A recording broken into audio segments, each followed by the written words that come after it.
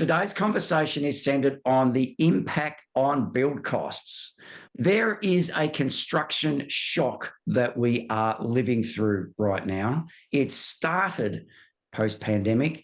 It started, I'd like to suggest, when the government turned around and said, you know what, why don't we give a whole pile of houses at lower cost and incentivize people to buy houses? Huge demand on off the plan purchases, which then resulted in we need materials and labour, and shook everything up simultaneously, and then prices grew. And I think that started it. That's not to say, though, that there aren't more recent shocks that are influencing this again. Where are we at in your mind? Yeah, I mean, you pile on that as well, the government's big infrastructure spend, which soaked up a lot of materials, a lot of labour too, and drove costs up. But now, of course, we've got the oil shock. We've got the Middle East conflict that is putting pressure on fuel prices, on fuel supplies, and that is now starting to flow through into other parts of the economy. And one of the notable parts from our perspective as property investors, renovators, developers, is the impact that it's starting to already have on building costs and the costs of renovating a house as well.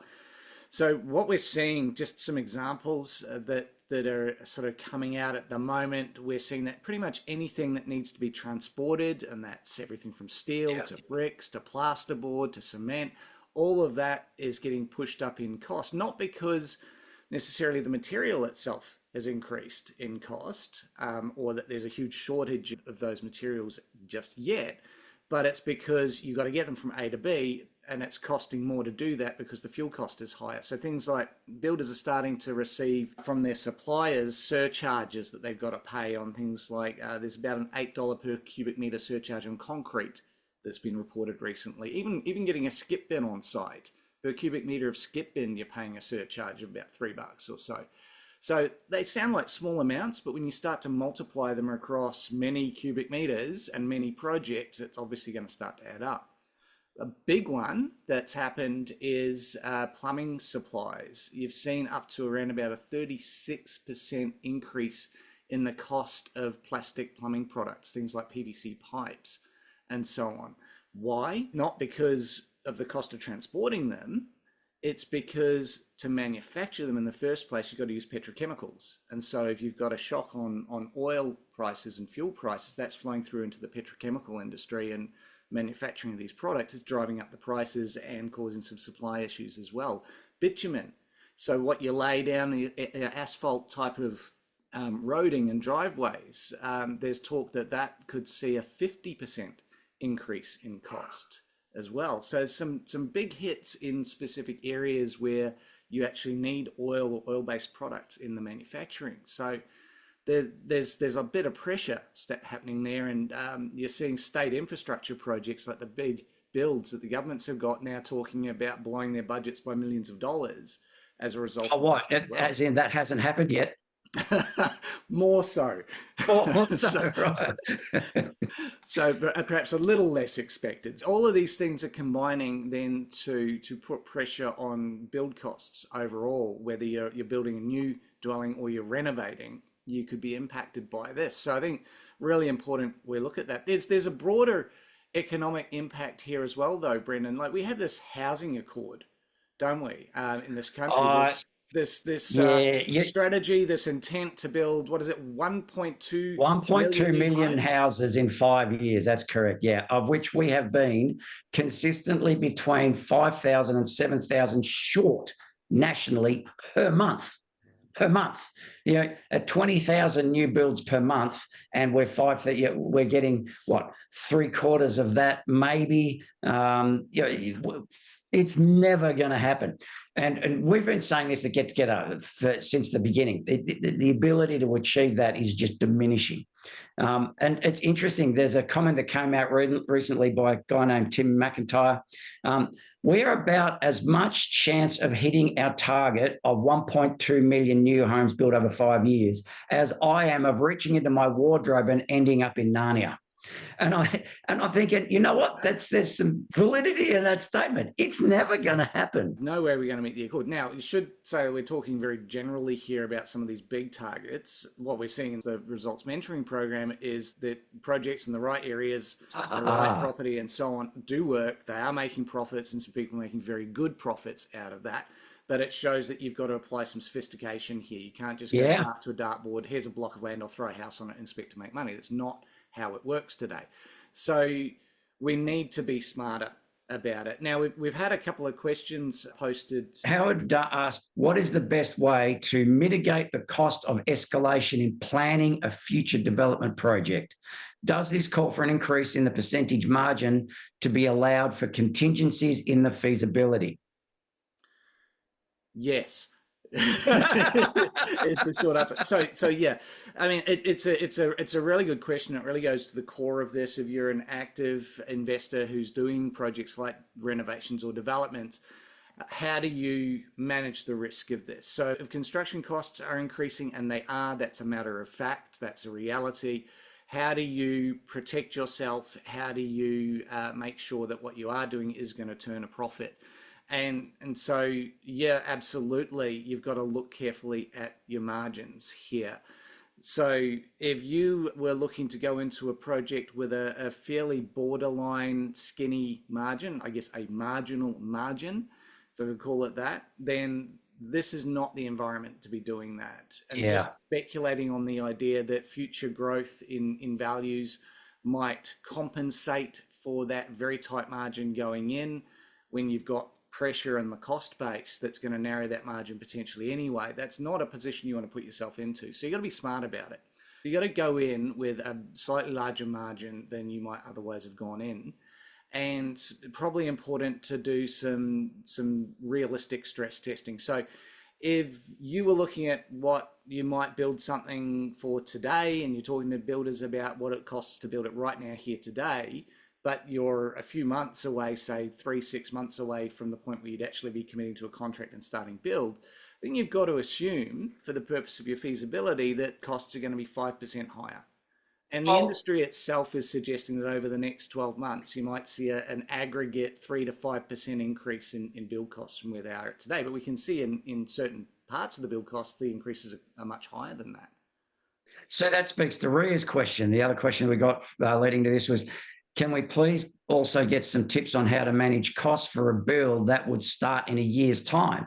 Well, all right, if you've already got a project underway and you're thinking that there are planning application issues that will stop you building sooner and it starts in a year's time, yes, you would absolutely have to factor in the idea of an increase in costs, and given it might be a 12-month build as well, you're looking to complete 24 months from now. That's a significant potential risk for cost growth in construction. So you kind of want to hope that you're in an area, given that you so perhaps already have it, you kind of want to hope you're in an area where growth is continuing, say Perth or Brisbane, maybe even Adelaide. If you're in one of the other states, it might be a little bit more dodgy. If costs go up, and as Simon's saying, 3 to 5%, you may want to budget 10% over a 24-month period. If it works out that you're looking at an abyss, then it might be wiser to think differently about the project you've got, on sell it perhaps, and exit with your money back, plus a bit if you can do plans and permits on sale, or you might want to work on the idea of perhaps scaling back the development from 15 units. I'm making this up because I don't know, but 15 units to 5. I invite you to think differently around that if margins are tight. You've got to look very specifically at the suburb you're in, the dynamics of that suburb, what the market conditions are there, and to what extent market movement is working for or against you as a risk mitigator. But you're absolutely right, Brendan. You need that sort of plan, not just a plan B, but a plan C and D as well, in terms of different exit strategies or different ways that you could recut the deal. Because if you get to the point where you're starting to lock in construction costs, but they're looking too high now to move forwards, well, what's your fallback? Do I redesign? Can I do some sort of value management, which we talked about in the mentoring program, how to go about doing value management on projects? you look at all those options, and as you say, there are other exit strategies as well. Could I just sell it with plans and permits? What if I didn't knock down the house, actually renovated it and just subdivided off the land and sold the bare land, for instance? So any number of different scenarios, and you need to have an awareness of what the numbers in those different scenarios look like so you can plan preemptively just in case you need to execute them. Backing up Simon's perspective, the three primary numbers: buy price, build cost, sell price. You need to be mindful of, if I'm buying in, what am I buying for? What's likely to be occurring in the market going into the future? And if there is a proposed lift in build cost, what's the squeeze that I've got relative to my buy and sell prices?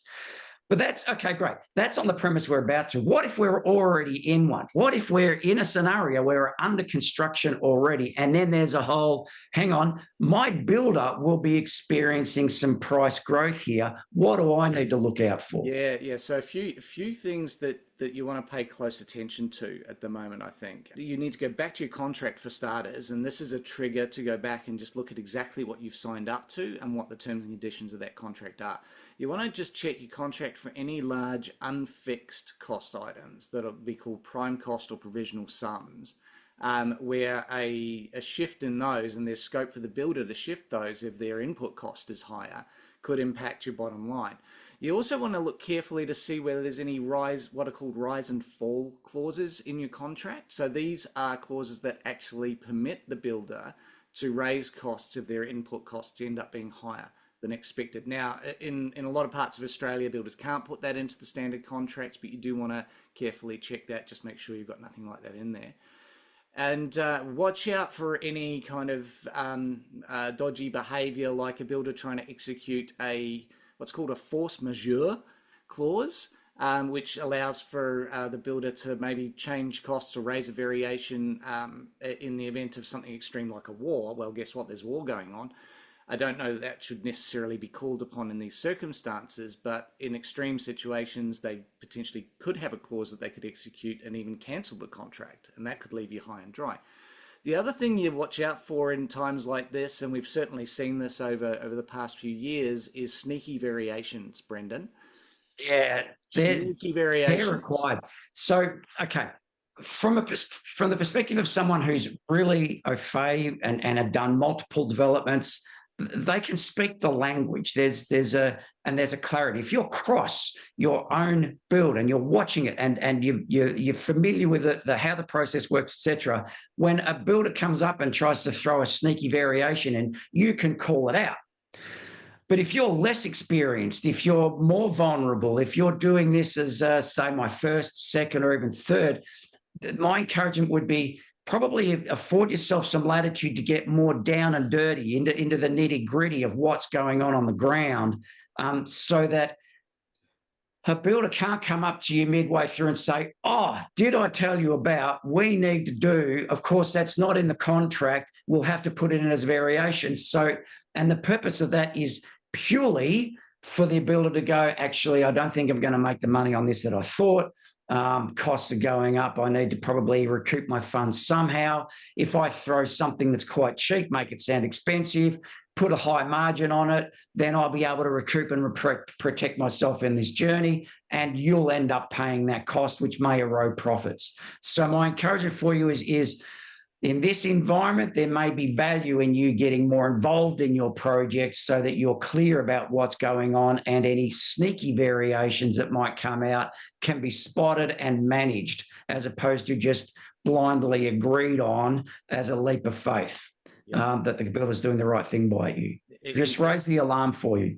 I think you've got to be very, very critical in your appraisal, your review of anything like that gets presented to you. The other thing you want to be doing is monitoring that builder very carefully for signs of financial stress. Because if you've got a builder who's got a number of fixed price contracts already underway, but they're now starting to see higher costs, that because they fixed price those contracts, really contractually they should be absorbing those higher costs, that could put pressure on their business model. And you might start to see that reflected in your project in things like delays, things seem to be taking longer. Why aren't the trades coming to site? Maybe they're not being paid. So if you start to see any early Yeah. warning signs like that, you really need to have some frank and open conversations with the builder about, well, what's going on. You want to be doing some background checks just to see if there's anything adverse in the background. And if you end up with a situation, which a number of people did coming out of the back of COVID when builders did come under pressure, if the builder comes to you cap in hand asking for more money because costs are higher, then before you agree to anything, it's really important that you get your lawyer involved so that you understand what your legal position is and you can make more informed decisions. You don't just roll over because the builder asks you to pay more money. And you need to obviously look at what it means for your numbers in your own feasibility as well. Don't throw your builder to the wall. There's a consequence to just defying, saying, no, I'm not giving you another cent, suck it up. It's that also has problems.